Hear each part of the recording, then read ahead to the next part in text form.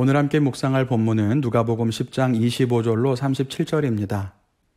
영상을 멈추시고 말씀을 읽으신 후에 계속 묵상을 이어가도록 하겠습니다. 지난 본문에서 파송됐던 제자들이 돌아와서 사역 보고를 하던 장면이 기억나십니까? 예수님의 이름으로 귀신을 쫓아냈다고 감격하던 제자들에게 예수님께서 말씀하시기를 놀라운 일을 행한 것으로 기뻐하지 말고 하늘에 이름이 기록된 것으로 기뻐하라 하시고 많은 임금들과 선지자들이 보지 못하던 것들을 보게 되었으니 너희가 복이 있다고도 하셨습니다. 오늘 본문에서 한 율법학자가 어떻게 영생을 얻을 수 있는 거냐며 묻죠. 여러분이 두 개의 본문이 연관성이 있어 보이지 않습니까? 예수님은 제자들에게 너희 이름이 하늘에 기록되었다, 즉 너희가 영생을 얻었다 이렇게 말씀을 하시고 율법학자는 어떻게 그 영생을 얻을 수 있냐며 묻는 거예요. 마치 제자들이 영생을 얻었다면 율법을 다 지키는 나는 어떤가 이렇게 묻는 것 같기도 하고요. 아니면 어떤 근거로 제자들이 영생을 얻었다고 말하는 것이냐 따지는 것 같기도 해요. 그런데 이렇게 율법에 대해서 질문을 던지고 논쟁을 하는 것은 당시 문화에서 익숙한 것이었습니다. 그런데 예수님은 이 질문에 답변하는 대신에 율법학자에게 반문하죠. 율법에는 뭐라고 되어 있느냐라고 하는 거예요. 그랬더니 답하기를 하나님을 사랑하고 이웃을 사랑하라고 되어 있다고 했지요. 이때 예수님께서 말씀하신 것이 선한 사마리아인의 비유입니다. 믿지 않는 사람들도 한 번은 들어봤을 법한 선한 사마리아인의 이야기. 오늘 함께 이 말씀 묵상하면서 은혜를 나누기를 원합니다.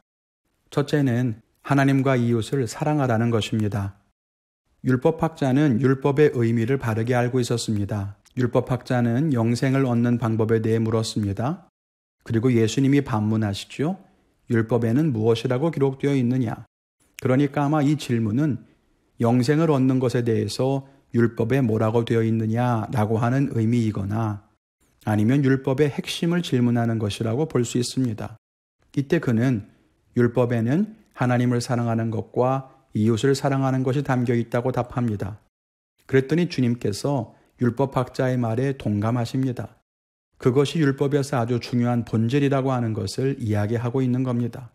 그런데 이어지는 율법학자와 예수님의 이야기를 보면 율법학자는 자기가 이 계명, 즉 하나님과 이웃을 사랑하라는 그 계명을 잘 지키고 있다고 생각한 반면에 예수님은 그렇게 생각하지 않으셨던 것 같습니다. 본문 27절 말씀은 구약에서 인용되었습니다. 하나님을 사랑하되 마음을 다하고 목숨을 다하고 힘을 다하고 뜻을 다해 사랑하라고 하셨고 이웃을 사랑하되 내 자신과 같이 사랑하라고 하셨습니다. 그것이 진짜 사랑입니다. 이 부분에 대한 구체적인 내용은 제가 이전에 올려드린 유튜브 영상 중에서 큐티스쿨 목록을 보시면 마태복음 22장에 대한 큐티 영상이 4개가 있습니다. 오늘 말씀과 평행 본문을 묵상하며 올린 영상이니까요. 나중에 시간 되실 때 한번 살펴보시면 이해에 도움이 되실 거라고 생각합니다. 아무튼 하나님을 사랑하지 않는 유대인이 어디에 있었겠어요? 모두 다 하나님을 사랑하지요. 그런데 성경에는 마음을 다하고 목숨을 다하고 힘을 다하고 뜻을 다해 사랑하라고 하십니다. 무슨 말일까요? 우리의 영혼과 생명과 생각과 마음과 육신을 다해서 즉 우리의 모든 것을 다해서 하나님을 사랑하라는 것을 의미합니다. 그저 몸으로만 사랑하는 것이 아닙니다. 봉사하고 섬기는 것이 전부가 아니라 너희의 전 존재로 하나님을 사랑하라는 거죠. 우리의 모습은 어떻습니까? 하나님을 사랑하되 우리의 영혼과 생명을 다해 사랑하고 있나요? 그저 몸만 교회에 와서 예배하고 봉사하는 것이 하나님을 사랑하는 전부라고 생각하진 않습니까? 그렇다면 우리도 율법교사와 같은 마음일 겁니다. 나는 충분히 말씀대로 살고 있고 하나님을 사랑하고 있다고 말입니다. 그런데 그렇지 않아요. 코로나로 인해서 교회에 못 오는 것은 사실입니다. 그러나 하나님을 향한 우리의 사랑이 변할 수는 없습니다. 마음과 목숨과 힘과 뜻을 다해 하나님을 사랑하며 살아야 합니다. 그것은 교회에 모이든 모이지 않든 상관없습니다. 예배를 어디에서 어떻게 드리느냐와 상관없습니다. 우리의 삶과 존재의 문제인 거죠. 우리가 하나님과 이웃을 그렇게 사랑할 수 있기를 바랍니다. 둘째로는 사랑과 믿음은 서로 연결되어 있다는 겁니다. 선한 사마리아인의 비유를 설명할 때마다 강조해 드리고 있지만 이 말씀에서 예수님은 율법학자에게 네가 사마리아인처럼 사랑을 베풀어야 한다고 말씀하신 게 아닙니다. 네가 사마리아인을 사랑해야 한다는 것이 핵심 주제예요. 이걸 오해하면 안 됩니다. 율법학자가 예수님께 묻죠. 누가 나의 이웃입니까? 이걸 왜 물었을까요? 율법에 이웃을 사랑하라고 하셨는데 그럼 누구를 사랑해야 하느냐는 거죠. 그리고 예수님은 선한 사마리아인의 비유 끝에 다시 질문하십니다. 누가 강도 만난 자의 이웃이 되겠느냐? 그랬더니 율법학자가 말하기를 자비를 베푼 자입니다 라고 말해요.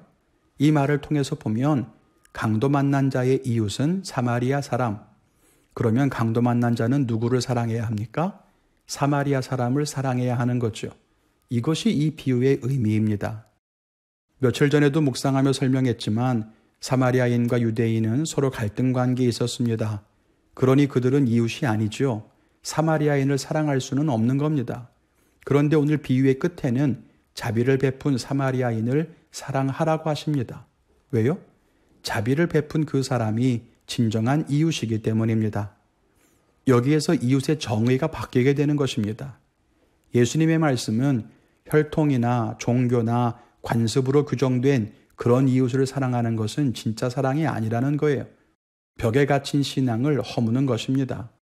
그런데 우리는 여기에서 한 단계 더 나아가야 합니다.